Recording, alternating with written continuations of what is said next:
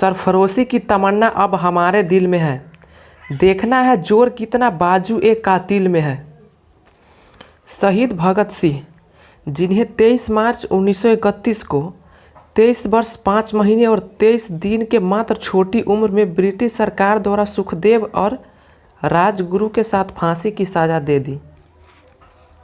अगर भगत सिंह चाहते तो माफ़ी मांगकर फांसी से बच सकते थे, लेकिन भूमि के सच्चे सपूत को झुकना मंजूर नहीं था। उनका मानना था कि जिंदगी तो अपने दम पर जी जाती है, दूसरे के कंधों पर तो जनाजा उठा करते हैं। भगत सिंह के विचारधारा महात्मा गांधी से बिल्कुल ही अलग था। उनका मानना था कि अगर हमें आज़ाद होना है तो ईंट का जवाब पत्थर से देना होगा। वे कहते थे जब शक्ति का दुरुपयोग हो तो हिंसा बन जाती है, लेकिन जब शक्ति का प्रयोग किसी सही कार्य में कर रहे हैं तो वह न्याय का एक रूप बन जाती है। दोस्तों, उन्होंने लिखा है, मेरे सीने में जो जख्म है वो सब फूल के गुच्छे हैं, हमें पागल ही रहने दो, हम पागल ही अच्छे हैं। भगत सिंह का जन्म 27 सितंबर सन 1907 को पंजाब के जिला लायलपुर के बंगा गांव में एक सिख परिवार में हुआ था। बंगा गांव जो कि अब पाकिस्तान में है। भगत सिंह का जब जन्म हुआ था तब उनके पिता सरदार किशन सिंह और उनके चाचा शहीद सिंह और स्वर्ण सिंह अंग्रेज के खिलाफ खड़े होने के कारण जेल में बंद थे। भगत सिंह के जन्म होने वाले दिन ही उनके पिता और उनके चाचा को जेल से रिहा किया गया था। इस बात से भगत सिंह के घर में खुशियां और भी बढ़ गई थी। भगत सिंह पढ़ाई के लिए दूसरे सिखों की तरह लाहौर के ब्रिटिश सरकार वाले स्कूल में नहीं गए थे, क्योंकि वह ब्रिटिश सरकार के शिक्षा को नहीं अपनाना चाहते थे। इसलिए उन्होंने दयानंद वैदिक हाई स्कूल में जाकर पढ़ाई की, जो कि आर्य समाज की ही एक संस्था थी। सन 1919 में जब वह केवल 12 साल के थे तो उस समय जालियांवाला बाग हत्याकांड में हजारों बेगुनाह लोगों को मार दिया गया था। उनके दिमाग में यह बात ठेस कर गई थी, इसलिए 14 वर्ष की आयु में ही अपने और अपने देश की रक्षा के लिए उन्होंने अंग्रेज को मारना शुरू कर दिया था। वे हमेशा से ही गांधी जी के हिंसक होने का विरोध करते थे, क्योंकि चौरी चौरा हत्याकांड में मारे गए बेकसूर लोगों के पीछे का कारण अहिंसक होना ही था। जब चौरी चौरा हत्याकांड हुआ था उस समय भगत सिंह स्कूल में पढ़ाई कर रहे थे, लेकिन जब उन्होंने इस घटना के बारे में सुना तो 50 किलोमीटर पैदल चलकर वह घटना वाली जगह पर पहुंच गए। पहुंचने के बाद उन्होंने जो देखा वह सचमुच बहुत ही ज़्यादा दर्दनाक था।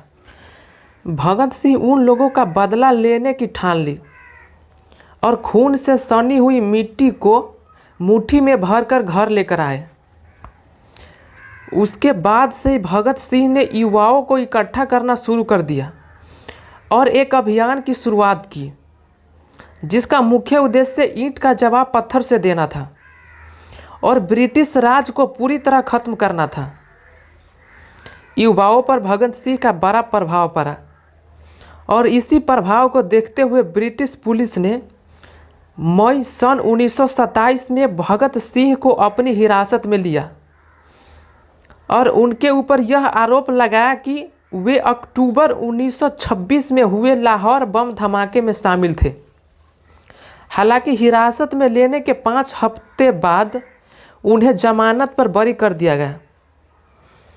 ब्रिटिश सरकार मजदूरों के विरोध में एक बिल पारित करवाना चाहते थे, क्योंकि उन्हें भारतीय लोगों की परेशानियों से कुछ लेना देना नहीं था।